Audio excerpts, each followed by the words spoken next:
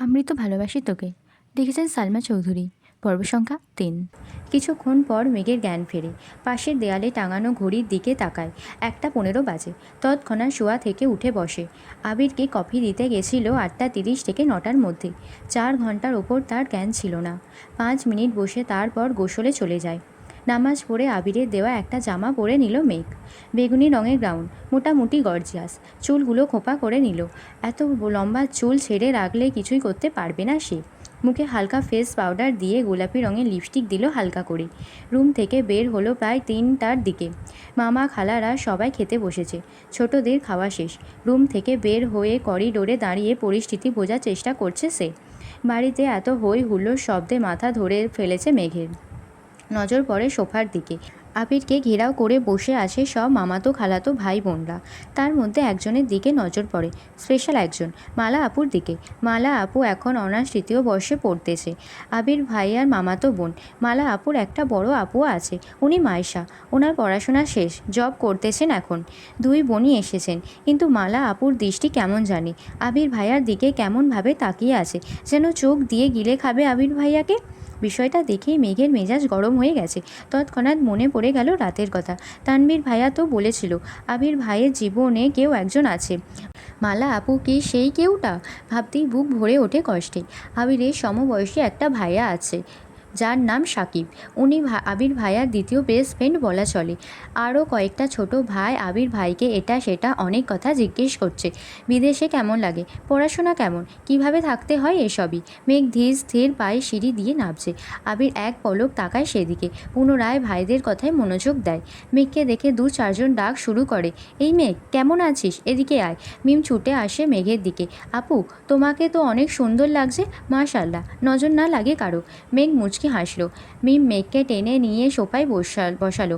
সবার সাথে কথা বলতে বলতে হঠাৎ দৃষ্টি পড়ে আবির ভাইয়ার দিকে। ওপর থেকে সে শুধু মালা আপুর নজরটাই দেখেছে, এখন সে আবির ভাইয়াকে দেখছে। নীল পাঞ্জাবি, সাদা প্যান্ট, মাথায় টুপি, আহা কত মায়াবী লাগছে। আবিরের হাস্যজ্জ্বল মুখটা দেখে প্রেমে পড়ে গেছে মেঘ। যত্রতত্র দৃষ্টি সরিয়ে পাখিদের সাথে কথা বলায় ব্যস্ত হলো। বড়দের খাওয়া শেষ। মেঘ উঠে সবাইকে সালাম দিয়ে খুশ গল্প করতে লাগে। খালামণিদের অনেক দিন পর দেখছে। আগে বিয়েতে গেলে টুকটাক দেখা হতো, কিন্তু তানভীরের অত্যাচারে মেয়েটা বিয়ে বাড়িতে যাওয়া ছেড়ে দিয়েছে। তাই মামি আর খালাদের সাথে দেখাই হয় না। মামা অবশ্য মাঝে মাঝে দেখতে আসে, এটা সেটা নিয়ে আসে। সারা দিনের ঘোরাঘুরি শেষ, সবাই নিজেদের বাড়ির উদ্দেশ্যে রওনা দেয়। থাকার জন্য বলছে সবাই, কিন্তু চাকরিজীবীদের কাছে বেড়ানো মানেই কয়েক ঘন্টা। বিদায় বেলায় মালা আপুর আচরণের মাথায় রক্ত উঠে যায় মেঘের। ভালো করে বললেই হয় বেড়াতে যাবেন, গায়ে ঢলে পড়ার কি আছে, আশ্চর্য। মালার এই রকম আচরণে আবির ভাই তৎক্ষণাৎ সরে না গেলে ওপরে পড়ে যেত এই মেয়ে। রাগে ফুঁসতে ফুঁসতে মেঘ নিজের রুমে চলে যায়। মেহমানদের বিদায় দিয়ে আবিরও বাইক নিয়ে বেরিয়ে পড়ে কোথায় যেন। মাঝখানে তানভীর একবার এসেছিল, সবার সাথে দেখা করে আবার বেরিয়ে গেছে। পার্টি অফিসে কী নিয়ে ঝামেলা চলছে, তাই বসার সময় হয়নি তার। মেঘ নিজের রুমে দরজা বন্ধ করে কাঁদতে লাগলো, কিন্তু কেন কাঁদছে সে নিজেও জানে না। অতিরিক্ত লাগে কান্না আসে মেয়েটার। মেঘ বরাবরই খুব অভিমানী, অল্পতেই কান্না করে দেয়। রাত 10টা বেজে গেছে, এখনও মুখ ফুলিয়ে রুমে বসে আছে মেয়েটা। সারাদিন খাওয়া নেই। তড়িঘড়ি করে তানভীর বাড়িতে ঢোকে, এসেই মাকে জিজ্ঞেস করে, মেঘ খেয়েছে? হালিমা খান সহসা উত্তর দিলেন, সন্ধ্যার পর থেকে এত ডাকছি, দরজায় তো খুলছে না। তানভীর আর কথা বাড়ালো না, তড়িৎ গতিতে ছুটে গেল বোনের দরজার সামনে। প্রথমে আষ্টে করে ডাকলো, মেঘের সাড়া নেই। চমকা চোয়া শক্ত করে এক প্রকার চিৎকার দিল, মেঘ তুই এই মুহূর্তে দরজা না খুললে তোর কপালে শনি আছে, বলে দিলাম। মেঘ শোয়া থেকে এক লাফে উঠে বসল। কয়েক সেকেন্ডে দৌড়ে গিয়ে দরজাটা খুলল। চোখ তুলে তাকানোর সাহস নেই ভাইয়ের দিকে। আজ পর্যন্ত তানভীর মেঘের গায়ে হাত তোলেনি, শুধুই ধমক দিয়েছে। কিন্তু ভাইকে এক বিন্দু বিশ্বাস করে না মেঘ। কখন আবির ভাইয়ার মতো থাপ্পড় দেবে বিশ্বাস নেই। দরজা খুলতেই নরম স্বরে তানভীর বলল, খেতে যা। মেঘ তানভীরে এত নরম স্বর কোনো দিনও শোনেনি। ভাবতেই পারছে না ভাইয়া তাকে এত ভালোবেসে খেতে বলছে। তানভীর, খাওয়া শেষ হলে তোর ফোনটা দিস, তোকে একটা ফেসবুক আইডি খুলে দেব। তানভীরের এমন কথায় মেঘ আহম্মক বনে গেল। তানভীর ভাই বরাবরই এরকম, নিজেই ছাড়বে তারপর নিজেই আদর করবে, এটা সেটা কিনে আনবে মেঘের জন্য। কিন্তু আজকের বিষয়টা সম্পূর্ণ ভিন্ন। এত নরম স্বর কখনো শোনেনি এর আগে। নিমিষেই মনটা খুশিতে ভরে গেল মেঘের। খাবার টেবিলে বসে আপন মনে খাচ্ছে মেঘ। আজকে তার পছন্দের অনেক রেসিপি আছে, একটু একটু করে সব চেক করছে। কিন্তু রাগে ফুস ফুস করছে মেঘের আম্মু হালিমা খান। হালিমা খান, সন্ধ্যা থেকে যে তোকে এতবার ডাকতে গেলাম, বের হলি না কেন? ঠিকই ভাইয়ের ভয়ে বের হয়ে আসলি। আমাকে কেন কষ্ট দিস? তোকে কে কি বলে 2 দিন পর পর না খেয়ে থাকিস? কিছুদিন পর যে অ্যাডমিশান, না খেলে পড়বি কিভাবে? না পড়লে ভর্তি হবি কিভাবে? তুইও তোর ভাইয়ের মতো হচ্ছিস। সে সারাদিন ভণ্ডের মতো টুই টুই করে ঘোরে, আর তুইও এখন তার ভাব নিচ্ছিস। খেয়ে না খেয়ে রুমে পড়ে আছিস। আর শোন, মেয়ে মানুষে এত রাগ জেদ ভালো না। তোর এই রাগ জেদ সামলানোর জন্য আমরা সারা জীবন তোর পাশে থাকবো না। এতটুকু বলতেই চোখ পড়ে ড্রয়িং রুমে দাঁড়ানো আবিরের দিকে। আবিরের চাউনিতে পরিষ্কার রুষ্টতা, শ্যামবর্ণের মুখমণ্ডল কালো দেখাচ্ছে। কড়া কণ্ঠে মামনির দিকে তাকিয়ে প্রশ্ন করল, কি হয়েছে? পুরুষালী কণ্ঠে আটকে ওঠে মেঘ। হালিমা খান গলা নামিয়ে উত্তর দিল, খাই না, ঠিক মতো পড়াশোনা করে না, কি করব ওকে নিয়ে? আবির পূর্বের অভিব্যক্তি বজায় রেখে উত্তর দিল, ওকে কিছু বলো না, কাল থেকে মেঘ টাইম টু টাইম খাবে। একটু এদিক সেদিক হলে সেটা আমি দেখব। আবিরের কথায় খুশি হয়ে গেল হালিমা খান, কিন্তু মেঘ খুশি হবে নাকি ভয় পাবে তা বুঝতে পারল না। এত বছরে অভিমান করে মাঝে মাঝে না খেয়ে থাকলে তানভীর এসে ধমকে বা বুঝিয়ে খাওয়াতো। এখন সেই দায়িত্ব নিতে যাচ্ছে আরও একজন। দুজন মিলে মেঘকে শাসন করবে ভাবতেই মেঘের বুক কেঁপে ওঠে। আবার মনের মধ্যে অন্য রকম প্রশান্তিও কাজ করে মেঘের। আবির ভাইয়ের মূল্যবান সময়ের মধ্যে 5 মিনিট সময় যে মেঘকে নিয়ে ভাববে, এতেই খুশি খুশি লাগছে মেঘের। তৎক্ষণাৎ মনে পড়ে গেল, তানভীর ভাইয়া বলছে ফেসবুক আইডি খুলে দেবে। তাড়াতাড়ি খেয়ে রুমের দিকে ছুটল মেঘ। রুম থেকে ফোন নিয়ে ছুটে গেল তানভীর ভাইয়ার রুমে, কিন্তু তানভীর ভাইয়া রুমে নেই। কিছুক্ষণ অপেক্ষা করলো, কিন্তু কোথাও নেই। মোবাইল নিয়ে নিজের রুমে ঢুকতে যাবে, হঠাৎ শুনতে পেল তানভীরের কণ্ঠ। কিন্তু কোথায় আছে? বাধ্য হয়ে মেঘ জোরে ডাক দিল, ভাইয়া। তানভীর পাশের রুম থেকে উত্তর দিল, আবির ভাইয়ার রুমে আমি, আয়। আবির ভাই নামটা শুনেই মেঘের বুকটা হু হু করে ওঠে চিন্তায়। নিজেকে নিজের সাহস দেওয়ার চেষ্টা করলো। তারপর গুটি গুটি পায়ে হেঁটে দরজায় দাঁড়ালো। তানভীর, ভিতরে আয়। মেঘ, মোবাইলটা দিয়ে যায়, তুমি কাজ করো। তানভীর, আরে ভিতরে আয়, বস তুই, তোকেও দরকার লাগবে। মেঘ আর কথা না বাড়িয়ে চুপচাপ খাটের কর্নারে বসল। আবির রুমে নেই, ওয়াশরুমে আছে মনে হয়। তানভীর ফোন নিয়ে কি যেন করছে। তখনই ওয়াশরুম থেকে বের হলো আবির। মেঘের দৃষ্টি পড়ে সেদিকে। একটা ছাই রঙের টি শার্ট আর একটা ব্ল্যাক ট্রাউজার। ভেজা চুলগুলো থেকে টপ টপ করে পানি পড়ছে। শরীরে টি শার্টটা অনেকটাই ভিজে গেছে। মেঘ টেনে হিজড়ে দৃষ্টি নামিয়ে আনলো। মনে মনে ভাবছে, একটা মানুষ এত কিউট হয় কিভাবে? যদি পারতাম আমার পড়ার টেবিলে সাজিয়ে রাখতাম, সারাদিন পড়তাম আর দেখতাম, তাহলে আমার মন কখনোই খারাপ হতো না। লোকটা ফর্সা নয়, শ্যামলা গায়ের রং, কিন্তু দেখতে মারাত্মক সুন্দর। সবচেয়ে মারাত্মক সুন্দর ওনার লুক, তাকানোর স্টাইল। উফ, যতবার দেখছি ততবারই নতুন করে ক্লাস খাচ্ছি। আবির ভাই খাটের অপর পাশে মোবাইল হাতে নিয়ে বসছেন। তানভীর ভাইয়া মোবাইলে ফেসবুক অপশানে ক্রিয়েট নিউ অ্যাকাউন্টে ঢুকতেই তানভীর ভাইয়ার ফোনে কল আসে। দাঁড়িয়ে পকেট থেকে ফোন বের করে রিসিভ করে কথা বলা শুরু করে। অমনি মেঘের মোবাইলটা আবিরের হাতে দিয়ে বলে, ভাইয়া তুমি ওকে অ্যাকাউন্টটা খুলে দাও, আমার গুরুত্বপূর্ণ কল আসছে। এই বলে মোবাইল রেখে রুম থেকে বেরিয়ে চলে গেলেন। মেঘ বসে আছে চুপচাপ, মুখ তুলে তাকাতে সাহস পাচ্ছে না, বুকটা এখনও ঢুকপুক করছে। আবির মেঘের মোবাইলে নিজের মতো করে ফেসবুক অ্যাকাউন্ট খুলছে।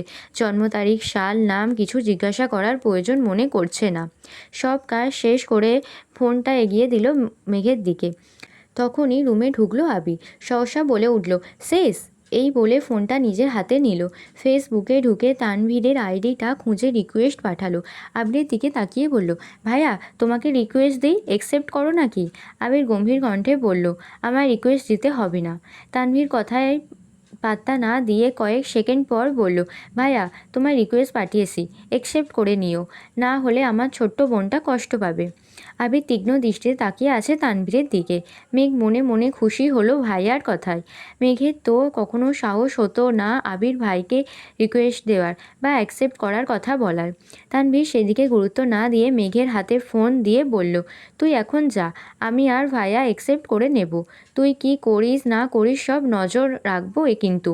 মেঘ কোনো কথা না বলে মাথা নিচু করে রুমে চলে আসলো মোবাইল নিয়ে।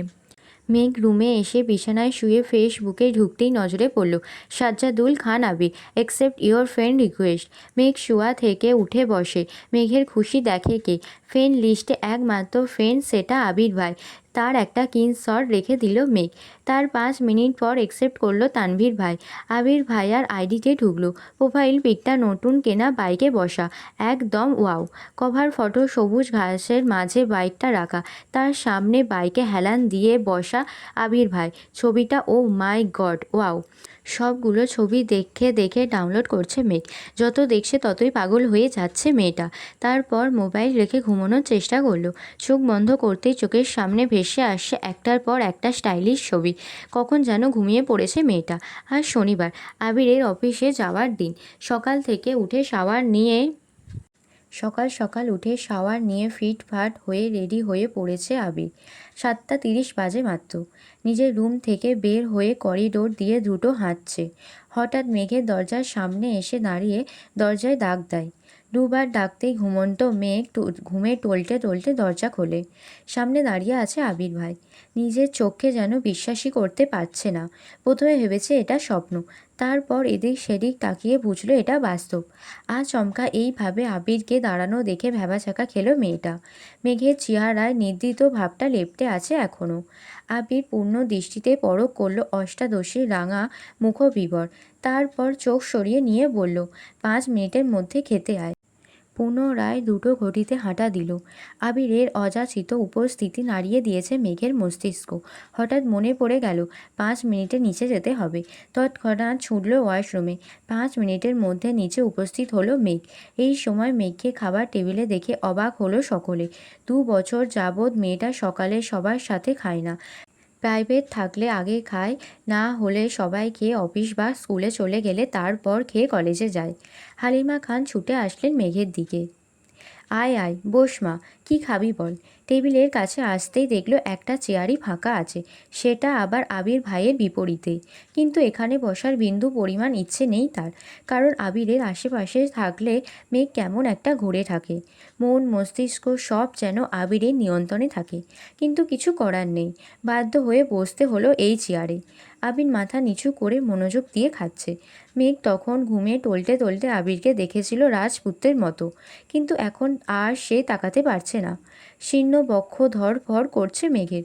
মনে মনে খুব করে চাচ্ছে একটু তাকিয়ে আবিরকে দেখতে, কিন্তু মনে হচ্ছে কিছু একটা মাথায় চেপে বসে আছে, মুখটাই তুলতে পারছে না।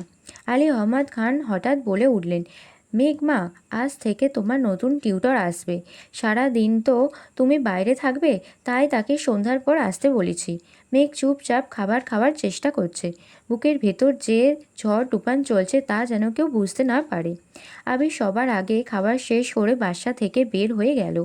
আবিরের পিছন পিছন আলী আহমদ খান, মোজাম্মেল খান ও ইকবাল খানও চলে গেলেন। ইকবাল খান আগেই অফিসে জানিয়ে দিয়েছে যে অফিস যেন সাজিয়ে গুছিয়ে রাখে। আবির অফিসের সামনে এসে বাইক পার করে অফিসে ঢুকতে গেলে সিকিউরিটি গার্ড বলে ওঠেন, স্যার আপনাকে একটু বসতে হবে, বড় স্যারটা না আসলে আপনি ভিতরে যেতে পারবেন না। আবিরের পায়ে রক্ত মাথায় উঠে যাচ্ছে। রেগে কটমট করতে করতে ওয়েটিং রুমে বসে আছে সে। 10 মিনিটের মধ্যেই অফিসে ঢুকলেন 3 ভাই। আবির তখনও বসে আছে। কিছুক্ষণ পর সিকিউরিটি গার্ড এসে ডাকলেন, স্যার আপনাকে ভিতরে যেতে বলেছে। আবির নির্ভীক ভঙ্গিতে হেঁটে ভিতরে চলে গেল। অফিসের ভিতরে ফুল দিয়ে সাজানো। ঢুকতেই সবার হাত তালি দিয়ে কংগ্র্যাচুলেশন জানাচ্ছে আবিরকে। একজন ছবি তোলায় ব্যস্ত। বাবা চাচা 3 জন আর আবির মিলে একটা কেকও কাটলো। 3 ভাইয়ের তো আজকে খুশির দিন। বংশের বড় ছেলে তাদের কোম্পানির হাল ধরতে যাচ্ছে। এর থেকে বড় পাওয়া আর কি আছে। তানভীরের মতে আবির যদি মুখের ওপর বলে দিত, আমি ব্যবসা সামলাবো না, তখন তো কিছুই করার ছিল না। আবির যেহেতু মেনে নিয়েছে এটাই হবে। ঘণ্টাখানেক হলো আবির অফিসেও এসেছে। এর মধ্যে চাচু ইকবাল খান ভাতিজাকে সব কাজ কর্ম বুঝিয়ে দিতে ব্যস্ত। অন্যদিকে আলী আহমদ খান এবং মোজাম্মেল খান আজ আড্ডায় মগ্ন। তাদের মাথা থেকে সব চাপ চলে গেছে। 2 ভাই মিলে চা খাচ্ছে, খুনসুটি করছে। এত বছরের ব্যবসায়িক জীবনের অবসানের সময় এসেছে এবার। সারাদিন আবিরের ব্যস্ততায় কাটে। প্রথম দিনের অফিস দায়িত্ব বুঝে নেওয়া বিশাল চাপ। মাঝখানে একবার সময় করে বাবা চাচাদের সাথে তোলা ছবি ফেসবুকে শেয়ারও করেছিল। 6টায় বাসায় ফিরেছে আবির। এসেই সোজা রুমে চলে গেছে, শাওয়ার নিয়ে রেস্ট নিচ্ছে, হয়তো ঘুমিয়ে পড়েছিল। তোর স্বপ্নই দেখলো কিনা আচমকা উঠে বসলো বিছানায়। আবিরের চোখে মুখে উদ্বেগ স্পষ্ট। তড়িঘড়ি করে রুম থেকে বের হয়ে নিচে আসলো। পরিস্থিতি স্বাভাবিক। হালিমা খান এবং মালিয়া খান কাজে ব্যস্ত। আদির আম্মু আদিকে নিয়ে পড়াতে বসেছেন। মিমও হয়তো পড়ছে নিজের রুমে। কয়েক মুহূর্ত সোফায় বসে আবার উঠে রান্নাঘরের দিকে গেল। হালিমা খানের দিকে তাকিয়ে ঠান্ডা কণ্ঠে জিজ্ঞেস করলো, মেঘ কোথায় মামনি? মেঘের টিউটার এসেছে, পড়ার ঘরে পড়াচ্ছে।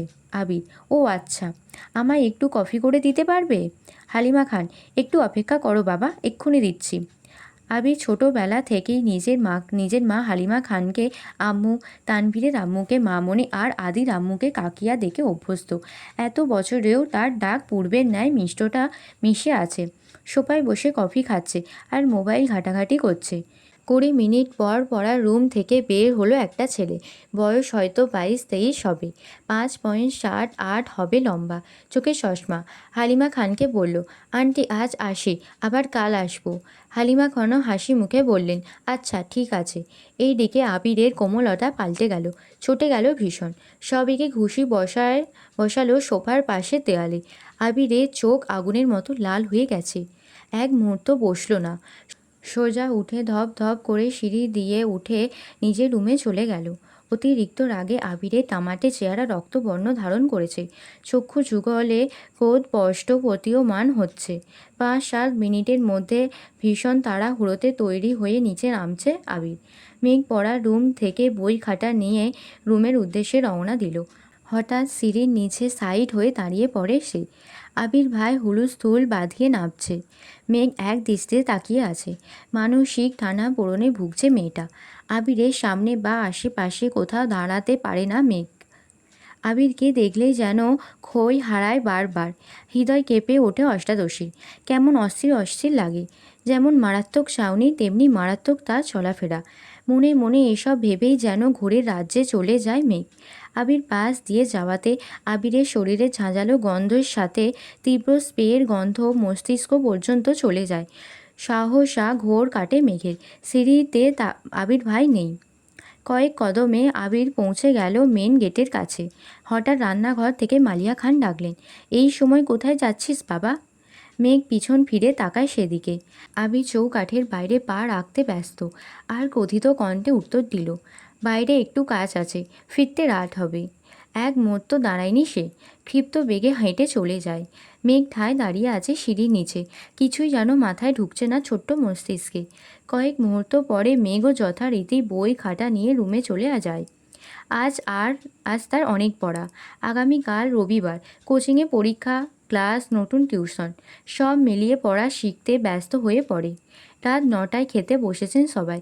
খান বাড়ির খাবার টেবিলটায় অনেক বড়। টেবিলের এক পাশে প্রস্থ বরাবর বসেন আলী আহমদ খান, খান বাড়ির বড় কর্তা।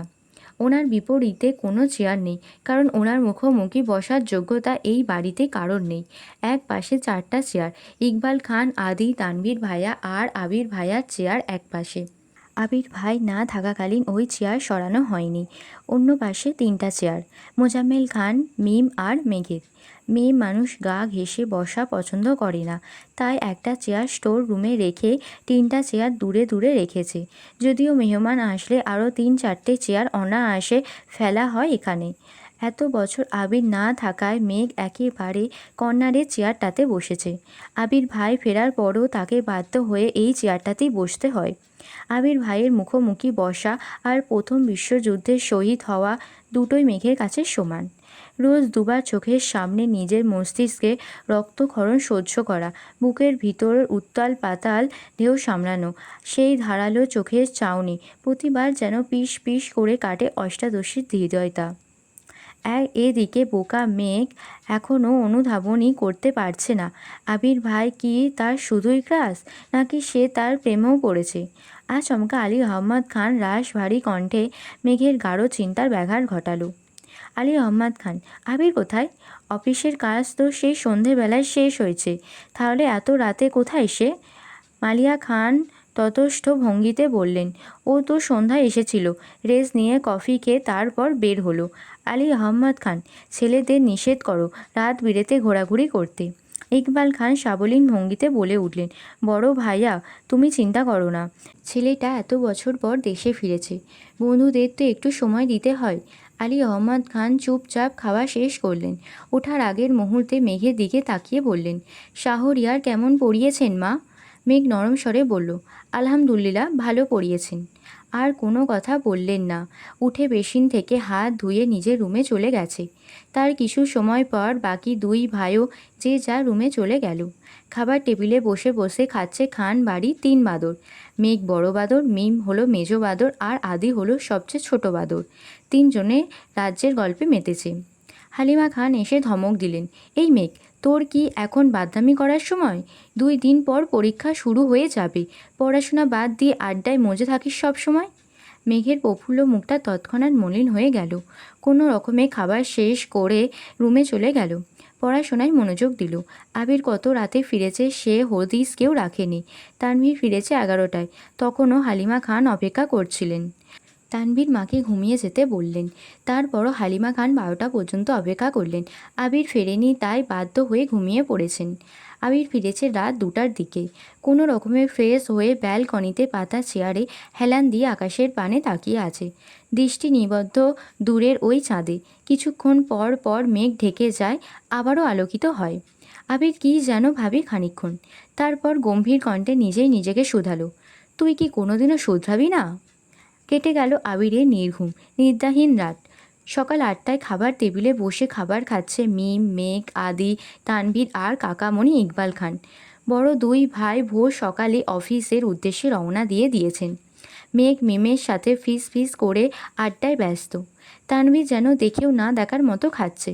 আগে হলে একটা ধমক দিয়ে বলতো, চুপ থাক। আজ যেন কিছুই করলেন না।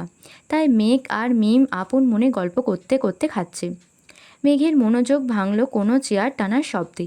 মেঘ তৎক্ষণাৎ তাকালো। আবিরের নিখাদ দৃষ্টি মেঘের চোখে নিবদ্ধ। মেঘ এক পলক তাকিয়ে চোখ নামিয়ে ফেলল।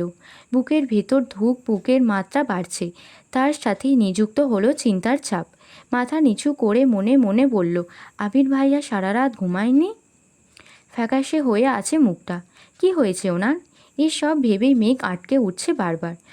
গতকাল সন্ধ্যায় বের হলো চোখ অন্ধকার করে। রাতে কখন ফিরেছেন উনি? কোথায় ছিলেন সারা রাত? এই সব চিন্তায় মেঘের উৎফুল্ল মেজাজটা খারাপ হয়ে গেল। মিমের ডাকে স্বাভাবিক হলো মেঘ। মিমের খাওয়া শেষ, উঠে যাচ্ছে। এতক্ষণে তানভীর আর ইকবাল খানও খাওয়া খেয়ে চলে গেছেন। খাবার টেবিলে এখন শুধু আদি, আবির আর মেঘ। মেঘ প্লেটের ভাতগুলো তাড়াতাড়ি শেষ করলো। যেই না উঠতে যাবে আবির ভাই মেঘের প্লেটে আরও 2 চামচ ভাত দিলেন। মেঘ ছোট করে চিৎকার দিতে গিয়েও দিল না। চোখ পড়ল আবিরের দিকে। আবিরের তামাতে মুখটা দেখে চোখ নামিয়ে নিল। আবির প্রখর তপ্ত স্বরে বলল, এইগুলো শেষ করে তারপর উঠবি। মেঘ কিছু বলতে গিয়েও থেমে গেল। আবির আবারও বলে উঠল, তোর নামে সারাক্ষণ শুধু অভিযোগ শুনি, খাস না খাস না, এখন চুপচাপ খা। একটা কথা বলবি তো 1 চামচ ভাত দেব। মেঘ চিবুক গলায় ঠেকালো, অল্প অল্প করে ভাত খাচ্ছে। হঠাৎ আদি উৎফুল্ল মেজাজে বলল, মেঘ আপু, আমার খাওয়া শেষ, তুমি লাস্ট, হা হা হা। মেঘের মুখটা আরও ছোট হয়ে গেল। কিছুক্ষণ আগেই 3 ভাই বোন মিলে চ্যালেঞ্জ নিয়েছিল, যে আগে খেয়ে ফার্স্ট হবে তাকে একটা কিটকাট দেওয়া হবে। মেঘই ফার্স্ট হতো, কিন্তু আচমকা আবির বসাতে মেঘের মনোযোগ নষ্ট হয়ে যায়, খাওয়া বন্ধ হয়ে যায়। তাই মিম ফার্স্ট হয়ে গেছে। আদির আগে খাওয়া শেষ করলে তো অন্তত পক্ষে দ্বিতীয় থাকতো। আবির ভাইয়ের ওপর কিছুটা ক্ষিপ্ত হলো মেঘ। সঙ্গে সঙ্গে মনোযোগে বিঘ্ন ঘটল। মনে মনে বলল, আবির ভাইকে কি জিজ্ঞাসা করব কি হয়েছে? ততক্ষণে প্লেটের ভাত জোর করে খেয়ে শেষ করেছে। মেঘের জিজ্ঞাসু নেত্র যুগল আবিরের মুখের পানে। মেঘের হাত পা কাঁপছে, গলা শুকিয়ে আসছে। কি জিজ্ঞেস করতে চেয়েছিল সব এলোমেলো হয়ে গেছে। আবির ভাইকে দেখলে প্রতিবার যেমন বুকের ভেতর কেউ ঢোল বাজিয়ে নৃত্য করে, আজও তার ব্যতিক্রম হলো না। মুখ দিয়ে টু শব্দটা বের করতে পারছে না, গলা শুকিয়ে কাঠ হয়ে গেছে। চোখ নামিয়ে গ্লাস টেনে ঢক ঢক করে পুরো গ্লাসের পানিটা শেষ করলো।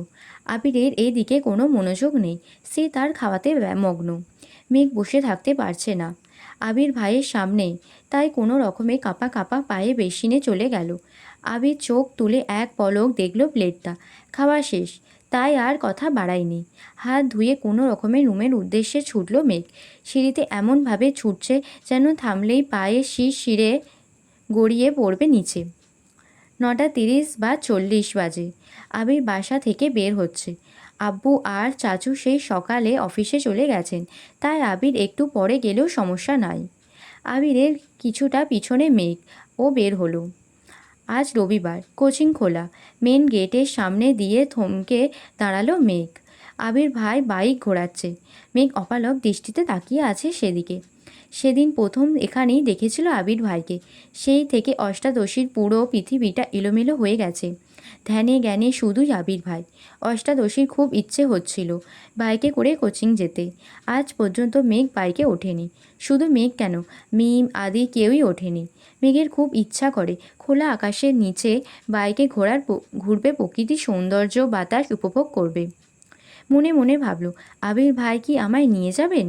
হঠাৎ আবিরের কণ্ঠ কানে বাজল, মেঘ। নিজের নামটা আবির ভাইয়ের মুখে শোনে মনের মধ্যে বসন্তের হাওয়া লেগেছে। মনে হচ্ছে তলোয়ার দিয়ে ফালা ফালা হয়ে গেছে হৃদয়টা। মনের মধ্যে হাজারো পাখির কলরব। তারা যেন বলে বেড়াচ্ছে, তোর কাশ তোকে ডাকছে। আবিরের গম্ভীর কণ্ঠ ভেসে আসলো আবারও, ডাকছি তো। মেঘ চুপসে গেল। চোখ নামিয়ে কাঁপা কাঁপা পায়ে এগিয়ে গেল আবিরের দিকে।